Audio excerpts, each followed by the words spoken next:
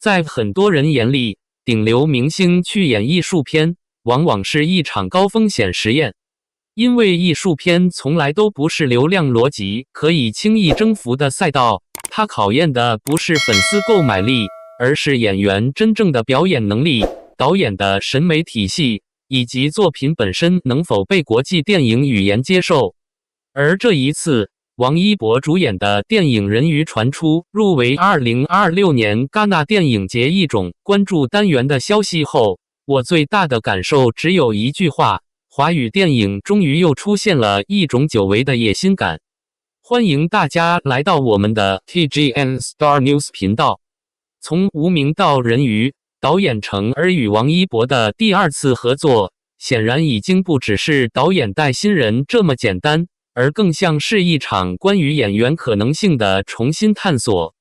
尤其是在如今的华语娱乐圈，很多年轻演员仍然沉迷于偶像剧、安全牌、流量舒适圈的时候，王一博却选择了一条最难走的路，进入真正的作者电影体系。这一点，我其实是有些意外，也有些佩服的。因为很多所谓顶流转型，最后都只是营销口号，但王一博这几年确实是在一步一步往电影演员的方向靠近。无名时期，很多人第一次意识到，原来这个被贴着流量、爱豆标签的年轻人，居然能在梁朝伟、周迅、王传君这样的演员体系里不掉线，甚至在大量极度克制、压抑、留白式的镜头里，他的情绪表达居然是成立的。而人鱼显然比无名更难，因为无名至少还有谍战类型片的外壳，但人鱼从目前透露的信息来看，几乎是一部彻底的作者型艺术电影。大兴安岭、越南河内、日本青森，三个完全不同的地域空间，三组命运彼此交织的人物，一个带有强烈隐喻意味的人鱼概念，再加上程耳一贯极度风格化的镜头语言，这注定不会是一部大众意义上的商业爽片，它甚至可能会非常晦涩。但恰恰是这种不好拍、不讨巧、不安全的项目，才真正能检验一个演员的含金量。尤其让我印象深刻的是关于王一博水下训练的消息，半年时间无替身完成所有水下动作戏。说实话，现在很多演员连骑马都要替身，吊威亚都要后期修图，更别说长时间高强度水下训练了。而水下戏其实是电影表演里公认难度极高的一类，因为人在水下时，呼吸、眼神、肢体控制都会完全不同，演员必须克服本能恐惧，还要保持情绪表达。这不是摆拍式敬业，而是真正消耗身体和精神的训练。所以我一直认为，一个演员愿不愿意为角色吃苦，其实观众是看得出来的。王一博这些年最明显的变化，就是他开始越来越不像明星，而越来越像职业演员。这两者区别很大，明星靠曝光活着，演员靠作品活着。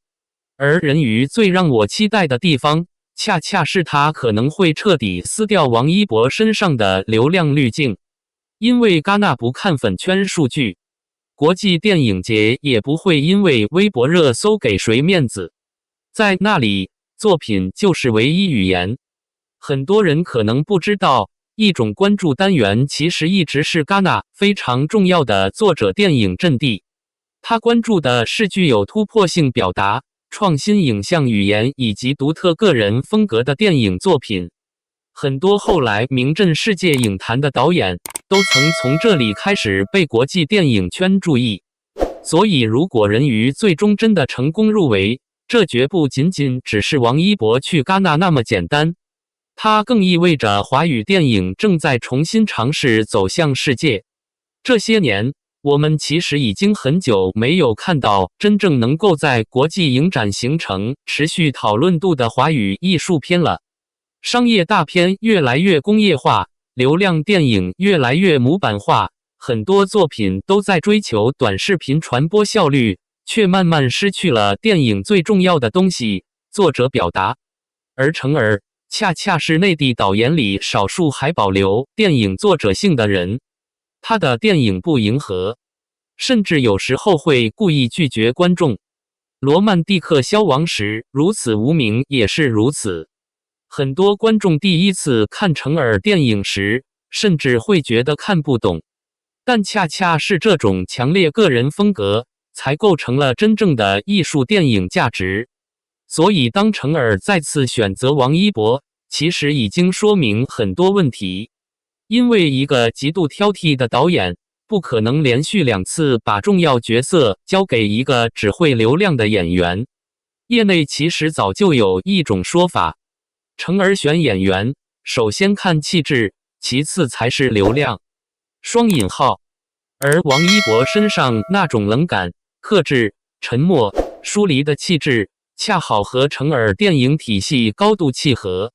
这一点在无名里已经得到验证。所以人鱼某种意义上更像是他们彼此创作关系的进一步升级。还有一个细节我特别想聊，这次电影故事涉及中国东北、越南、日本3个地域，这意味着人鱼本身已经天然具备国际叙事结构。它不再只是传统意义上的中国故事，而是在讨论亚洲文化、地域孤独、人类情感与身份漂泊。这其实是国际电影节非常喜欢的表达方向，因为真正能跨文化传播的电影，往往讨论的都是共通的人性议题。尤其大兴安岭青年遭遇南方文化冲击这一设定，我个人觉得非常有现实隐喻。它其实不仅是地域差异，更像是现代社会中边缘人进入主流世界的精神困境。而王一博本人的成长经历，某种程度上也和这种角色气质有奇妙重合。他一直是娱乐圈里很特别的存在，不爱社交，不爱营业，话少，不擅长讨好，甚至很多时候他和娱乐圈的热闹气场是格格不入的。可偏偏这种疏离感却让他特别适合电影镜头。因为电影真正迷人的演员往往不是最会说的人，而是最能让观众产生想象空间的人。这一点梁朝伟如此，张震如此，现在的王一博也开始慢慢展现这种特质。当然人鱼目前最大的争议其实也很现实，艺术片票房怎么办？这一点我反而觉得大家不必太焦虑，因为不是所有电影都必须用票房定义价值。如果华语电影永远只剩下商业爆米花，那才是真正危险的事情。电影行业必须有人去拍艺术片，也必须有人愿意去承担风险，否则电影会越来越像流水线商品。更重要的是，艺术片对于演员职业生涯的意义本来就和商业片不同。商业片决定市场热度，艺术片决定行业地位。而王一博现在最聪明的一点，就是他没有停留在流量舒适区，他开始主动积累电影履历、导演资源、国际影展认知度。这是一个演员真正想走长线时必须完成的升级。其实回头看，会发现王一博这几年的路径非常清晰。电视剧流量爆发，综艺建立国民度，电影转型主流资源，认可国际影展尝试，每一步都很稳，甚至比很多昙花一现的流量明星聪明太多。而且不得不承认，现在越来越多业内人士开始重新评估王一博。过去很多人只看到他的粉丝数量，现在越来越多人开始认真讨论他的演员价值。这是非常重要的变化，尤其热烈无名之后，他已经不再只是偶像跨界演员，而是真正进入电影行业观察名单的人。这次人鱼如果真的在戛纳形成口碑，对于王一博来说，意义可能远超一部电影本身。因为国际影展从来都是演员职业履历里最重要的信用认证之一。当然，目前一切还需要等待官方最终确认。但哪怕只是入围传闻能够引发如此巨大讨论，也已经说明市场对人鱼的期待值有多高。目前网络上的评论也相当有意思，有人激动，王一博终于真正走向国际了。双引号，成尔加王一博就是品质保证。双引号，华语电影终于又有希望了。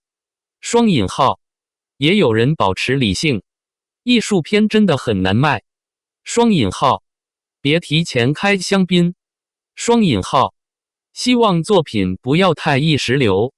双引号，我个人其实很赞同后者的一部分观点，因为真正好的电影最终还是要靠作品说话。戛纳不是终点，口碑才是。但无论如何，人鱼至少已经让大家重新开始认真讨论电影本身，而不是只讨论流量数据、CP 炒作、热搜排名。这一点其实已经很难得了。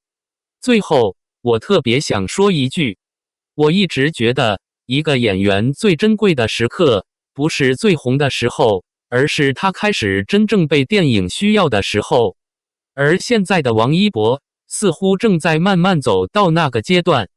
如果人鱼最终能够在国际影坛留下属于自己的声音，那它带来的意义可能远远不只是王一博个人的成功，而是华语电影重新被世界看见的一次机会。那么问题来了，你觉得王一博真的已经完成演员转型了吗？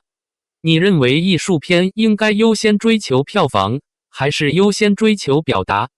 人鱼如果上映，你会因为王一博走进电影院吗？你觉得成尔和王一博的二次合作会超越无名吗？欢迎在评论区留下你的观点，一起聊聊你对人鱼的期待。如果你喜欢这样的深度娱乐分析，别忘了点赞、分享、订阅频道，我们会持续带来更多关于王一博、华语电影以及国际娱乐动态的独家解读。我们下期见。